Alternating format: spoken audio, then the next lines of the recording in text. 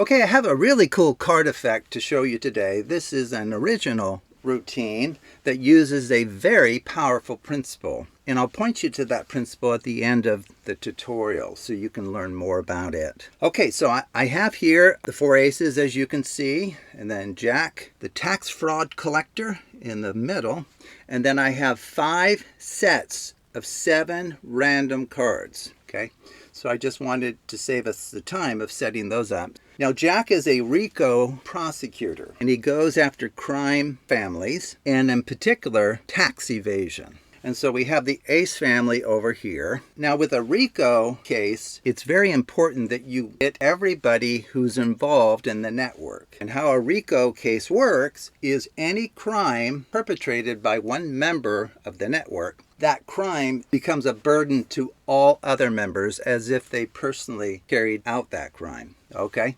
So it's important that Jack round up all of these culprits here. Now, the challenge he'll have is because it's a big sprawling case with 4 members of this crime family, and they're found in different locations around the country, the challenge will be using his time wisely to track them down without having some of them catch wind of what's going on and then flee the country. Okay, so here's the first member of the crime family here. We'll put them right here, and then you as the spectator are free to cut any number of cards from here and set them on top of that ace of hearts. Okay, so it's like we're kind of burying the ace of hearts among that group of people. The ace of spades can go right here. You as the spectator can choose any number whatsoever of cards from there, set them on top. Ace of diamonds right here. Cut any number of cards that you like, set those on top. And finally, the ace of clubs right there. You're free to cut any number of cards and set them right there. Now, Jack's going to go on top of the final pile here. Now, his challenge, as I mentioned, will be that over time, these people will be moving around, okay? So it's kind of like these government census where they try to count how many people are living in the country. Well, the problem is people move around, okay? So somebody who was on a street corner one day might be somewhere else that you may not have counted, or you'll count them twice. Okay, so the movement of these people makes it very, very difficult for Jack.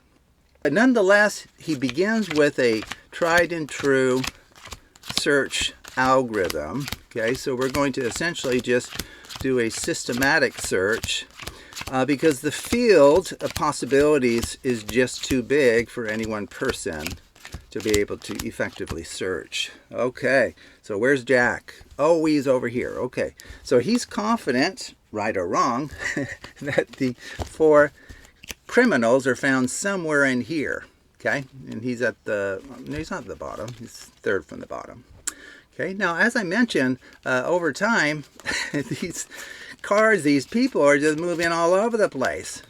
So as he maybe catches one of them, the other 2 slip through the back door, and they're halfway across the country within a few hours. Okay, so he decided this time to go with a 4 group search. Okay, so he's going to look at 4 separate groups, hoping that his intuition over here has led him to some of these members of the criminal family. Okay, now the problem is his intuition tells him that he doesn't have all of them here. Some of the remaining culprits are hiding in one of these 3 piles, and he needs your help and your intuition to make a decision. Now, this decision will make and break the entire thing. So where do you think Jack might find some additional members of the Ace family?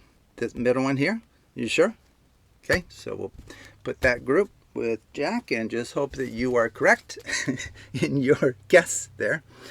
And then finally, Jack decides to break it up even further and into 5 piles. And he's hoping to rely on you one last time here to reach out and use your crime-fighting intuition and prowess to organize these pairs in such a way that will help Jack find the 4 aces. So which one should we pick up first?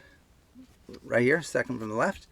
And then the pile with Jack, a middle one, far right, far left. Okay, a note to you as the performer, the spectator can pick those up in any order. Okay, that's really important there. Okay?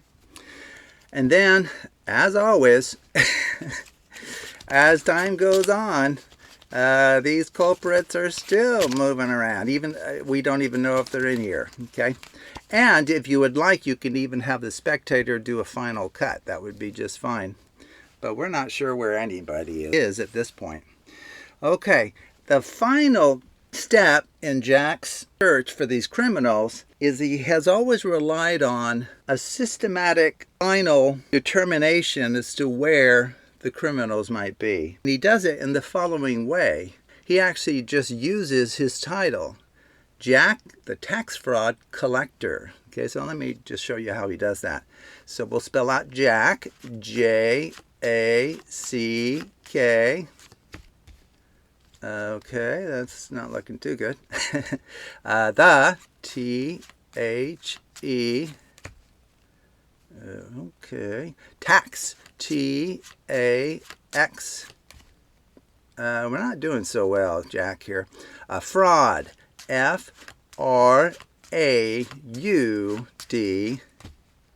Heck, you've lost your touch, Jack. Collector, C-O-L-L-E-C-T-O-R.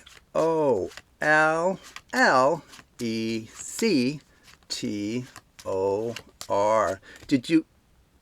Poor Jack. You did not find a single one of the criminals. Now, unfortunately, Jack can kind of blame you, though, because you made, 2 or 3 decisions based on your intuition. So I don't think Jack's going to be hiring you as an assistant RICO prosecutor anytime soon. So that's very unfortunate. What did you say? You want me to look at these right here? Why would I look at... What the heck? Don't tell me he did succeed. Oh, my apologies. I've maligned him unjustly. Jack indeed found every one of the criminals. Okay, wow, very, very good. Guess it was a bit of a red herring here. I thought we had failed over here, but that's not what we were looking for. Okay, so how does this work? Well, you just do everything I did. Now, I do want to point out that at the very end, there's just 2 possibilities. Okay, so we got one of the 2. Now, one possibility is, when you do Jack, the tax fraud collector, it could be that you slowly, which is fine, slowly reveal, and then Jack, possibly will be last. You slowly reveal all 4 aces mixed in with Jack. Okay, and then these will just be 5 indifferent cards. Okay, so that's one way it can finish. We actually revealed the indifferent cards, and that's fine. So just have that as a missed call, like, oh, Jack, you've lost your touch, bud. And then, pretend that the spectator, or maybe even just leave the cards on the table for a moment. And I'm sure most spectators, they're just going to be itching to get to those cards. Like, okay, what's here then? What are these cards? And you can almost like half walk away and then have them discover, wait a sec, no, he got them. He found every one of the aces. Get back here. Okay, so there's just 2 possibilities. Both of them are easily accommodated. Okay, now what's the principle being used here? The free cut principle. So I will add a link in the description below. I've created a video on the free cut principle. Okay, and that it actually shows you, so we had 5 piles. It shows you what's going on with this, setting the aces down, and then randomly choosing any number of cards from one pile and setting them on top of an ace. And then moving over and doing that until you run out of aces. And then you put Jack on that final pile that you touched, and then stack in opposite order. Okay? So that's using the free cut principle, and that principle has been around for a very long time. In fact, in my video, I give the historical context for that principle. A very powerful principle, and one worth knowing and using, okay, because it's very convincing. Now, what does the free cut principle achieve in this particular case? Well, because we had 7 cards, in each pile. And then I put an ace here, and then I cut a certain number there, and an ace here, and so forth. The free cut principle, as we applied it here, will guarantee that between each of the aces and the jack of clubs, there will be 7 cards.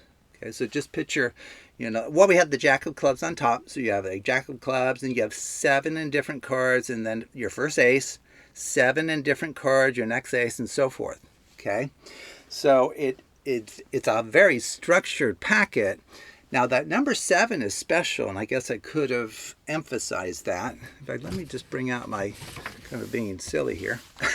I actually have kind of a little bit of a summary here. That 7 is very special relative to this left-right dealing into piles. Okay, because what will happen is we'll start with 40 cards, jack on top, 7 indifferent, ace, 7 indifferent, ace, 7 indifferent. After you do a left-right shuffle, you'll have 20 containing the jack. Now, instead of 7 cards between the jack and the aces, you'll have 3. And then if you were to do another left-right shuffle, you would have 1 card, indifferent card, between the aces and the jacks. And then a final left-right would actually reveal jack along with the 4 criminals. That would actually be one way to proceed. It's kind of the traditional way. The way that I decided to do it, which I've never seen anyone do before, is once I got it down to a packet where there's 3 indifferent cards between each of the important cards, the aces and the jack, I dealt out the cards into 4 piles from left to right. Well, each of those piles will consist of 5 cards, and one of those 4 piles will have the jack. Now, it ends up that the aces are already there with the jack. So when I dealt out into 4 piles of 5 cards each, jack already found the criminals. Now, the spectator doesn't know that, and it probably would be too short of a routine if you stop there. So what I decided to do was go ahead and, claim that jack found maybe some of the aces, but one of the other remaining 3 piles, he's pretty sure have some aces in it. But he needs your help and your intuition to decide which one. So the spectator is truly free to choose any one of the 3 other piles. Now, they don't have any aces in them, but they are indifferent cards that we'll use in a moment. So you set that little packet of 5 on top of the set of 5 that has the jack of clubs. And now, so essentially you have the top 5 are indifferent cards, the bottom 5 are all of the special cards, jack and the 4 aces. Well, I dealt that out into 5 piles, 5 pairs eventually. 1, 2, 3, 4, 5, 1, 2, 3, 4, 5. Well, what that does is it puts on the bottom level for each pair an indifferent card, and then the card on top of each of those cards will be one of our special cards, the ace or the jack. Well, if you randomly stack that, that is a cyclic packet now. It alternates between an indifferent card and either one of our aces or the jack. Okay, so it's an alternating structure. So technically from there you can actually Charlie shuffle it, okay, which is what I did. And then the spelling system or spelling routine is one that I came up with that will separate jack along with the 4 aces from the 5 indifferent cards, as we've seen here.